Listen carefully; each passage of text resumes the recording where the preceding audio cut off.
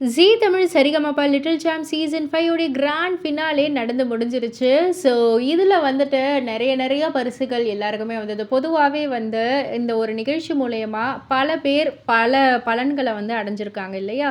So அந்த வகையில டோட்டலா இருக்கிற கண்டஸ்டன்ட்ஸ்லயே யார் அதிகமா பலன் அடைஞ்சது அப்படின்னு வந்து கேட்டிங்கன்னா, அஃப்கோர்ஸ் அபிஷேகா 1,00,00,000 மதிப்புள்ள வீடு வாங்கியிருக்காங்க. அதெல்லாம் தாண்டி அத தவிர்த்து வேறு யார் வந்து அதிகமா பலன் அடைஞ்சிருக்காங்கன்னு வந்து கேட்டிங்கன்னா, தன்வி அப்படின்னு வந்து சொல்லலாம். பிகாஸ் இவங்களுக்கு golden voice of the season சொல்லிட்டு 5,00,000 மதிப்புள்ள தங்கம் கிடைச்சது.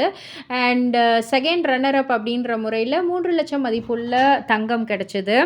அதையும் தாண்டி சென்னை அமிர்தா அந்த ஒரு காலேஜ் நிறுவனம் வந்து என்ன குடுத்திருந்தாங்கன்னா, நம்ப தன்விக்கு 3,00,000 மதிப்புள்ள கேஷ் ப்ரைஸும் குடுத்திருந்தாங்க.